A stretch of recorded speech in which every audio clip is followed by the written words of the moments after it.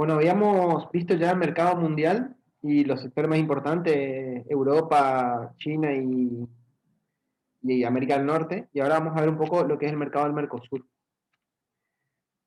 Dentro de los 10 mayores mercados del papel en Latinoamérica tenemos principalmente Brasil con el 37% del mercado, después México y Argentina con el 8% respecto de lo que es América Latina, ¿sí? En cuanto a la variación de oferta y demanda del cartón en Latinoamérica, acá tenemos un gráfico que tenemos en las barras, representan la oferta, o mejor dicho, la capacidad. La capacidad, es decir, la capacidad de oferta, la capacidad instalada de las fábricas, ¿sí? Y la demanda. Y en la línea celeste, una regresión que nos indica la tasa de operación, ¿sí? Eh, entonces, nosotros vemos que tenemos este gráfico ya por lo que habíamos hablado anteriormente del periodo en el cual está trabajado, ¿sí? Va desde el 2003 al 2013 y después tiene una proyección a partir de 2014, ¿sí? Tenemos una proyección, una demanda que, ¿cómo ustedes ven que es la demanda respecto a la oferta o la capacidad, mejor dicho, de las fábricas de papel y cartón en Latinoamérica? En general, se ve que la demanda está por arriba de la oferta. La demanda está por arriba de la oferta en general. Este gráfico nos habla del crecimiento, ¿sí? Es decir, siempre compara un año con el año anterior, ¿sí? Y en general siempre está la demanda por arriba de la oferta, excepto acá en 2009, en 2008 y 2009, que era la crisis que ya habíamos mencionado, en el cual al bajar tanto la demanda, la capacidad productiva quedó muy por encima de esa demanda, ¿sí? Eh, pero en general hay más demanda que capacidad instalada. Y así todo, por lo tanto, uno esperaría decir, bueno, si mi capacidad instalada es menor a la demanda, mi tasa de operación, es decir, cuánto yo produzco respecto a cuánto yo puedo producir, va a ser del 100% siempre para poder cubrir esa demanda insatisfecha. Pero de hecho no, o sea, es bastante alta, cercano al 90, 85%, pero no es del 100%. Ahora sí, ¿por qué creen ustedes que ocurre esto? Les voy a pedir que se desmuten y me cuenten un poquito por qué creen que ocurre esto.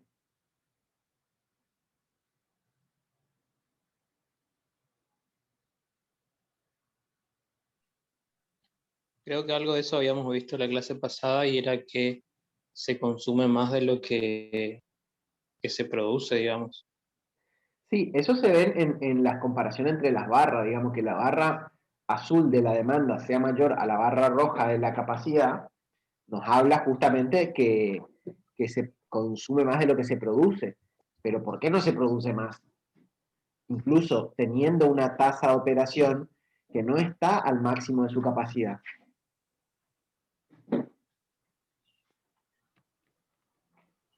Porque parte de la demanda era eh, cartón reciclado, puede ser, que no entra en la categoría de producción en el año.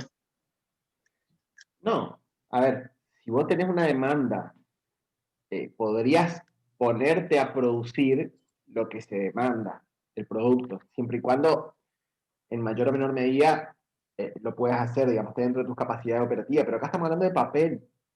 Uno puede comprar la pulpa de otra región y producir el papel que necesita.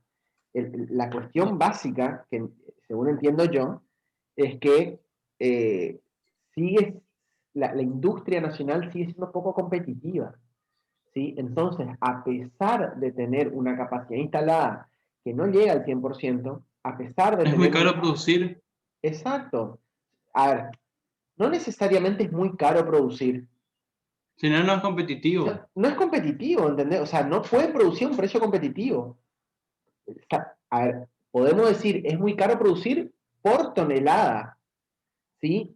Si uno instalase una fábrica eh, que con las dimensiones y la eficiencia como para ser competitivo y el contexto también que juega claramente, ¿no? el precio de la mano de obra, el precio de la electricidad, el precio, o sea, todas esas cuestiones son independientes de lo que, o sea, yo no puedo, no hay mucho que yo pueda hacer en cuanto a así, bueno, me instalo una buena fábrica, pero todos esos otros factores son externos a mi capacidad de decisión, ¿sí? Termina ocurriendo que conviene, en algunos casos, importar de otros lugares antes que producir en el país. Y eso, en mayor o menor medida, es algo que ya ocurrió antes y que ya sabemos lo que ocurre, ¿no? Allá por o sea, una de las crisis más grandes de Argentina, que derivó en lo que fue la crisis del 2001, se vio justamente por todo ese deterioro de la industria nacional que ocurrió en esa época. Y eso no se resuelve cerrando la frontera como se hizo en el año, o sea, en la década pasada, ¿sí? Poniendo impuestos muy altos a las exportaciones y las importaciones, entonces se favorece el mercado interno. En realidad eso es una solución a corto plazo, porque uno protege la industria nacional obligando, entre comillas, a la población a consumir nacional, pero esa población tiene que pagar más caro por ese producto de lo que pagaría en el exterior. ¿Sí? Uno está subsanando un problema de falta de competitividad con una medida que se compensa mediante el pago adicional por parte de los consumidores, de un producto que en el mercado internacional es más barato. ¿Me explico? Sí, y es lo que pasa normalmente cuando la gente se va afuera a comprar, porque acá no resulta y termina haciendo también todo el contrabando, y etcétera, etcétera, etcétera, etcétera. Exactamente, se favorece el contrabando en esas cuestiones, digamos, ¿sí? Bueno, continuamos. Bueno, vamos a Brasil, ¿sí? Ahora por fin, cuando marca Brasil, porque bueno, esto, como habíamos dicho, habíamos sacado una página de Braselpa, o la Asociación de Fabricantes de Celulosa y Papel de Brasil, ¿sí? Brasil, el cuarto mayor productor de pulpa y el noveno mayor productor de papel en el mundo, ¿sí?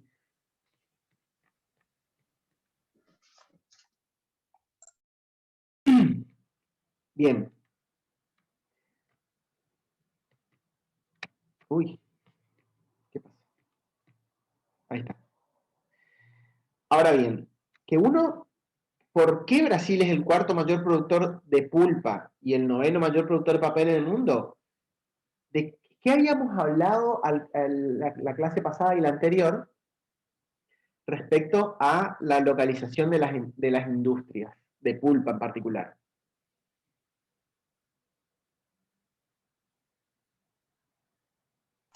Por la localización con respecto a la materia prima. Claro, las industrias en general se localizan más cerca de la materia prima. Y vamos a ver ahora más adelante que la materia prima es un factor determinante, no solo en la capacidad productiva, digamos, sino en el costo del producto final, ¿sí?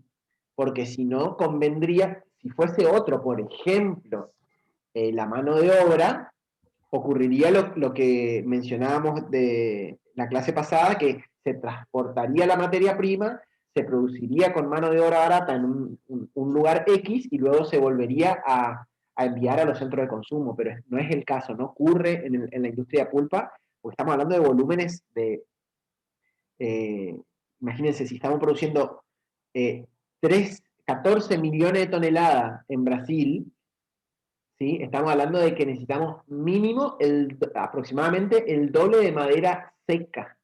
Eso ya vamos a ver el tema de los rendimientos, ¿sí? El doble de madera seca, y estamos hablando aproximadamente que la madera puede ya tener un 50% de humedad cuando está recién apeada, ¿sí? Así que imagínense, 4 veces más, y esos son muchos camiones, digamos, para transportar. Y entonces, ¿por qué Brasil? Porque fíjense cuál es la productividad de las especies de alto rendimiento, ¿sí? Acá me indica el potencial y el actual del año 2012, si no me equivoco, ¿sí? Eh, Metros cúbicos hectárea año, y sí, no hay con qué darle. Si producen 41 metros cúbicos por hectárea año, que es un rendimiento bastante alto, sobre todo si se compara con Uruguay, Indonesia, Chile, que son los países competidores de Brasil, sobre todo en lo que es eucalipto, y la verdad que sí, al crecer más la productividad por hectárea, y conviene plantar en Brasil y por lo tanto instalarse cerca de las plantaciones. Y por lo tanto, al tener mayor tasa de crecimiento, el periodo de rotación baja, ¿sí? Tenemos periodo de rotación de 7 años, por ejemplo, ¿sí? Y en otros países mucho más, ¿sí? Fíjense, Finlandia tiene la 10ª parte del rendimiento y, y por lo tanto muchísimo más alto el periodo de rotación.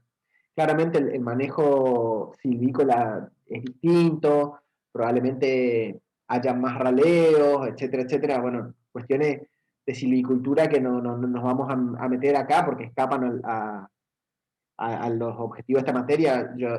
Bueno, ustedes no son forestales, pero entiendo que por ahí los forestales lo ven con mayor profundidad. Y ustedes en mayor o menor medida creo que entienden mejor el tema que yo, así que no sé qué tanto conviene profundizar acá, pero sí el hecho de que los periodos de rotación son relativamente bajos en Brasil, justamente porque tienen altos rendimientos en metros cúbicos por hectárea año. Pero también debe ser la parte genética también, ¿Cómo? debe manejar una genética.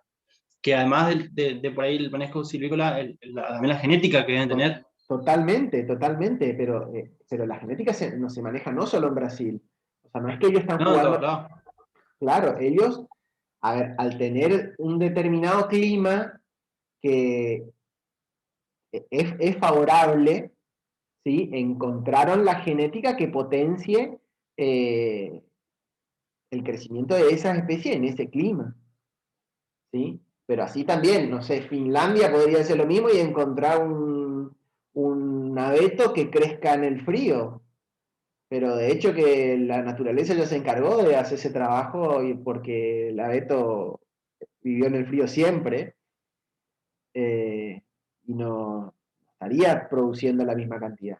Pero sí, claramente que hay un factor genético y si no me equivoco, esta barra tiene que ver con eso, con lo que se puede por ahí obtener el rendimiento en condiciones por ahí un poco más controladas, ¿sí? De esos plantines con esa genética que mencionabas vos, ¿sí? Por ahí en invernaderos o en determinados rodales con un determinado control, y por ahí en promedio en el campo en general el rendimiento puede bajar un poco por cuestiones de escala y de manejo, etcétera, y que hay más pérdida y es imposible hacer los controles que por ahí uno podría hacer en un ensayo, ya sea por cuestiones de plagas o suelo, o etcétera, ¿sí? O hasta las condiciones de riego, ¿sí?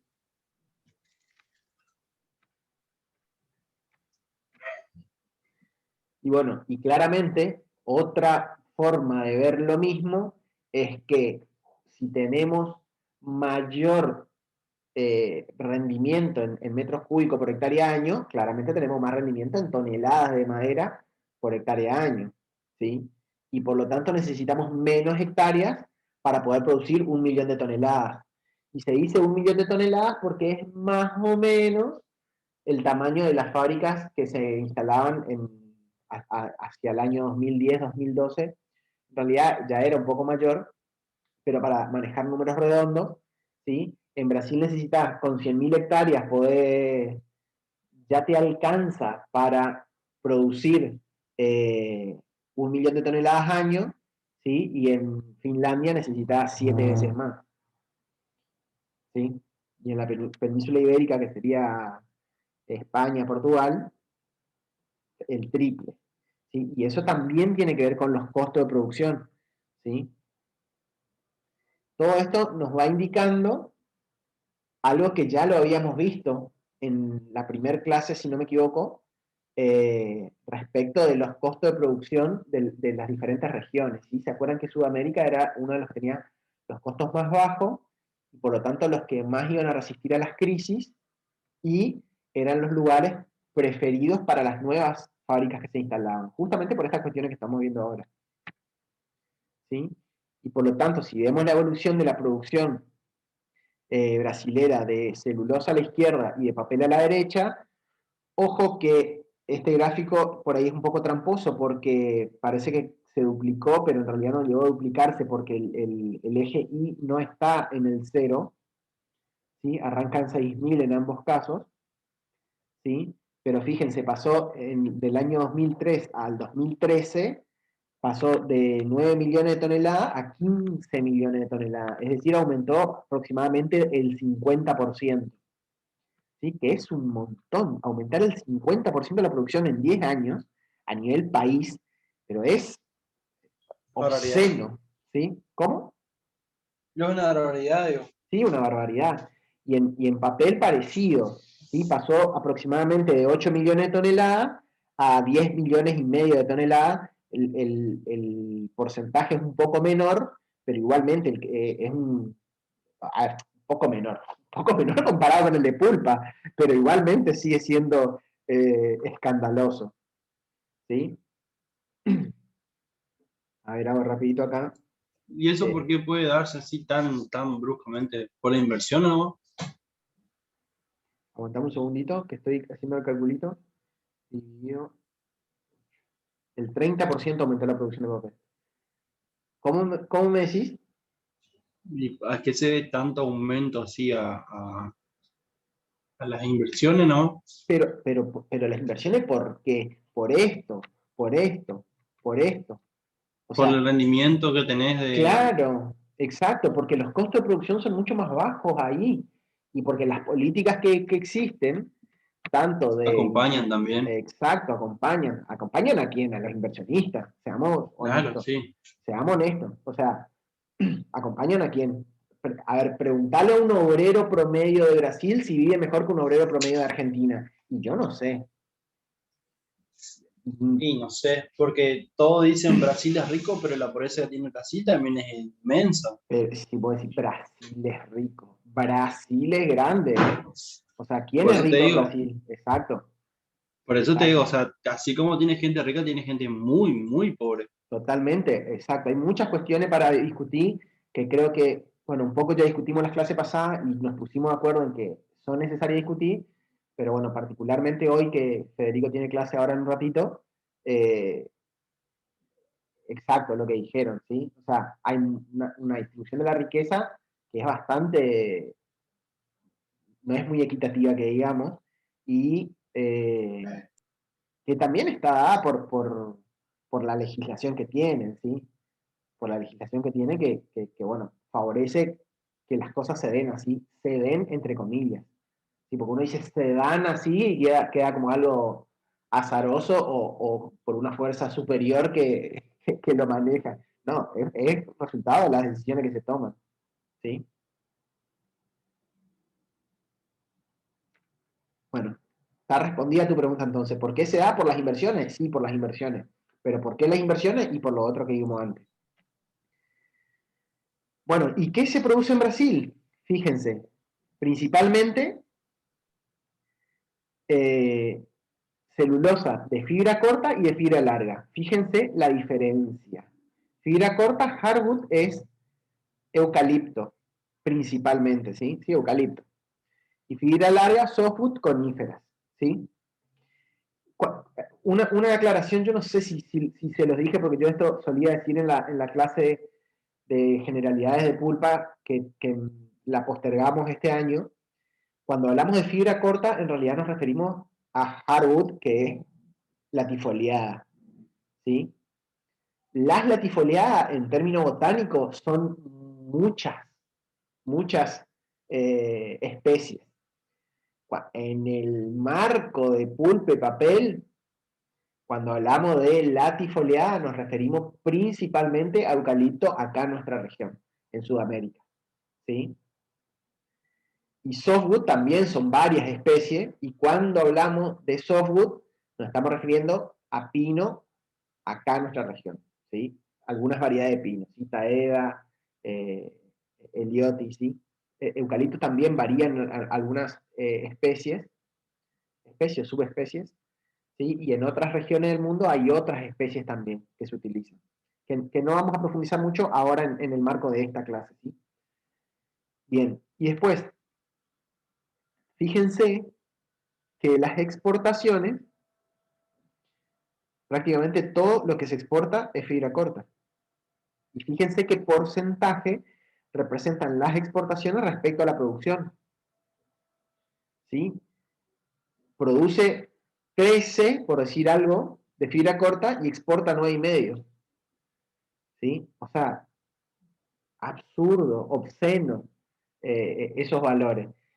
Y que si recordamos un poco, cuando vimos lo de China, decía el origen de las importaciones chinas, de dónde eran. Y la de fibra corta eran principalmente de Sudamérica. Y bueno, acá tienen un poco la respuesta. Parte importante de la respuesta está acá. ¿Sí? Entonces, si yo les pregunto a ustedes, ¿qué es Brasil? Brasil es un productor de pulpa de eucaliptus por excelencia, uno de los mayores productores de pulpa de eucaliptus en el mundo, ¿sí? Y todo indica que lo va a seguir siendo, porque se siguen instalando fábricas monstruosas en Brasil. ¿Sí? A pesar de eso tiene importaciones, probablemente tenga importaciones, pero fíjense que son importaciones de fibra larga, ¿sí? Justamente como ellos se especializan, entre comillas, en producir fibra corta, que tiene determinadas características que ya la vamos a ver, por ahí no son tan buenos produciendo fibra corta, y a pesar de producir y exportar gran cantidad, igualmente tienen importaciones, pero la balanza comercial es ampliamente positiva, ¿sí? Bueno, y el destino de sus productos, la celulosa principalmente se va a Europa, China y América del Norte, que recuerden que América del Norte también tenía superávit en cuanto a su balanza comercial, ¿se acuerdan? Pero ¿qué Sí, producían en América del Norte?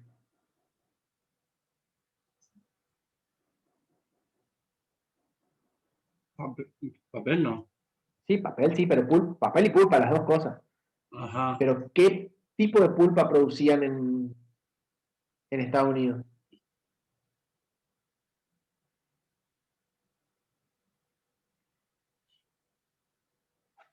No, no me acuerdo ahora. De pino principalmente, fibra larga, ¿sí? Mm, Entonces producen claro. mucha fibra larga porque es la materia prima que crece bien allá, ¿sí?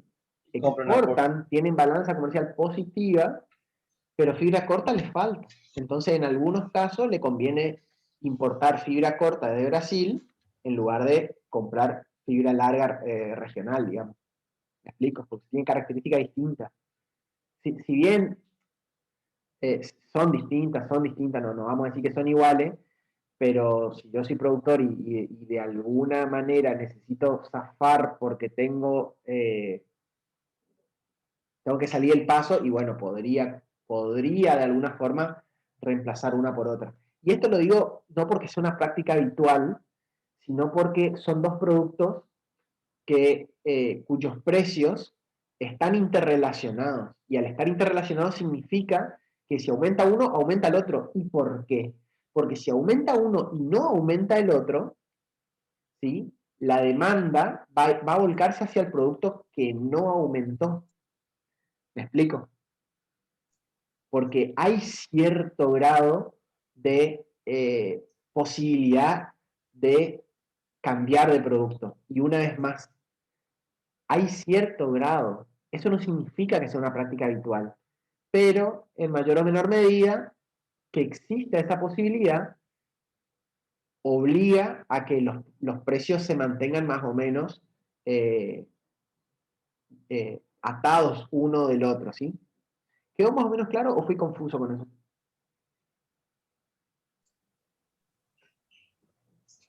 Sí, se No, está entendió, bien. sí. Sí. Bien. Capacidad mundial de bleach hardwood craft pulp. Pulpa craft blanqueada de hardwood, era fibra corta, en particular, principalmente eucalipto para nuestra región, ¿sí? Fíjense cómo este gráfico es viejo, pero igual para entender de lo que estamos hablando, fíjense que el mercado mundial en 2008 era de 29 millones aproximadamente de toneladas, del cual 9 millones eran brasileras, ¿sí? Y en 2012 el mercado mundial creció a 34 millones, de los cuales 14 son brasileros. ¿Sí? Entonces, yo voy a hacer rapidito la cuenta acá.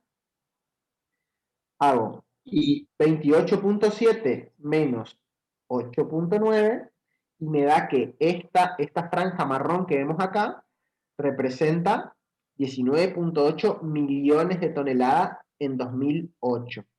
¿Sí? 19.8. Y si yo hago 34.6 menos 14, me da 20.6. ¿Sí? ¿Contra cuánto que habíamos dicho? 19.8. parece que sí, sí, sí, sí, ¿Sí? sí, O sí, sea, 19.8, sí. fíjense que esto creció de 19.8 a 20.6. Menos de 1 millón de toneladas. 1 millón de toneladas es una Sí, fábrica. Y fíjense cuánto aumentó en Brasil. ¿Sí? O sea, ¿se entiende de lo que estamos hablando cuando nos referimos a Brasil como al productor? doble. Sí. Exacto. Fíjense, crece muchísimo más dentro de Brasil de lo que crece en el mundo. ¿Y hoy en cuánto estaría? ¿Un 45%? ¿Más? Y mira, no tengo el dato acá conmigo ahora, pero Pero así no le estamos errando progresivamente por como mucho. iba, Pero sí, sí, sí, no le estamos errando por mucho. y de 45 y también casi Sí, 50, pues también habrá podría, aumentado sí, la sí, sí, capacidad. sí, sí, sí, sí. Igualmente nos estamos refiriendo a pulpa de eucalipto, ¿sí? O de Sí, sí, fibra sí. corta, de fibra corta, ¿eh? Nos estamos dejando fuera todo el mercado de fibra larga, pero eh, así, a grandes Igualmente rasgos, sigue siendo mucho. claro, sí, pero más vale, ¿sí? Y eso justifica esto, digamos. Explica Todo lo esto, anterior. explica esto, sí, sí, sí. Bien. Chile. Chile, uno de los mayores productores de pulpa, 10º. Igual ahí están todos cerquitos, se instala una fábrica y varía bastante ese ranking, pero no aparece dentro de los productores de papel. ¿Sí?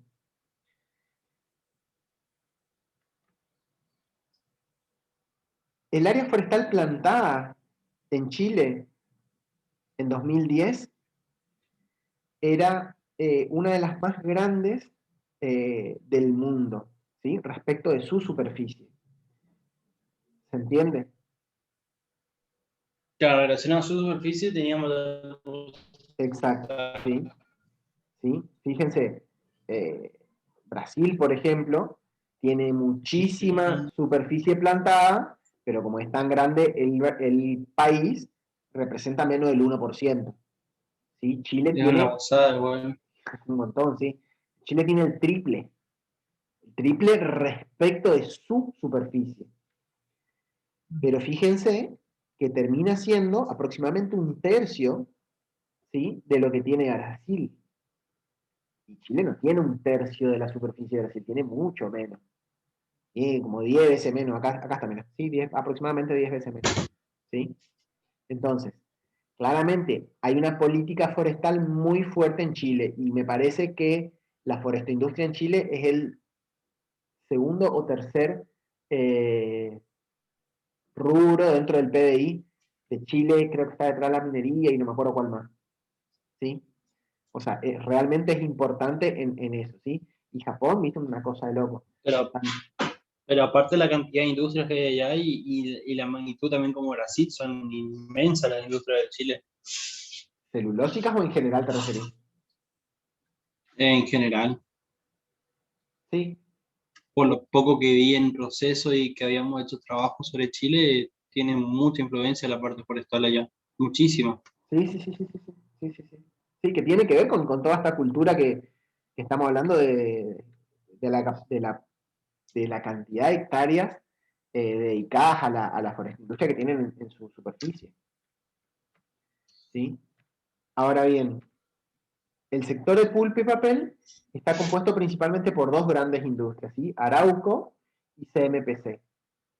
Arauco, por sus políticas, tiene plantaciones propias y CMPC se maneja tercerizando las plantaciones, ¿sí? Ambas son de capitales locales, es decir, capitales chilenos. Arauco, bastante conocido acá en la región, ¿sí? Son los dueños de Alto Paraná o de la fábrica que está en Esperanza, ¿sí? Y tienen fábricas en otros lugares del mundo también. Es una multinacional, originalmente de capitales chilenos, pero que opera en distintos países, ¿sí? Incluso una de las fábricas que está en Uruguay, creo que es copropiedad de Arauco. La tercera que se instaló, me parece. Ahora vamos a ver cuando lleguemos a Uruguay, ¿sí? ¿Cuál es el problema? Entonces, vos decís, bueno, perfecto, Chile también ahí está a la vanguardia. ¿Cuál es el problema de Chile? Que tiene falta de disponibilidad de suelo para que se invierta, y lo que hace que inviertan en otros países, ¿sí? Entonces, yo, dueño de una industria celulósica chilena, quiero crecer, no tengo más disponibilidad de suelo para seguir plantando. Entonces, ¿qué hago? Aquí está Brasil Exactamente. o Exactamente. Argentina de última, pero Exactamente, exactamente. Eso, ¿sí?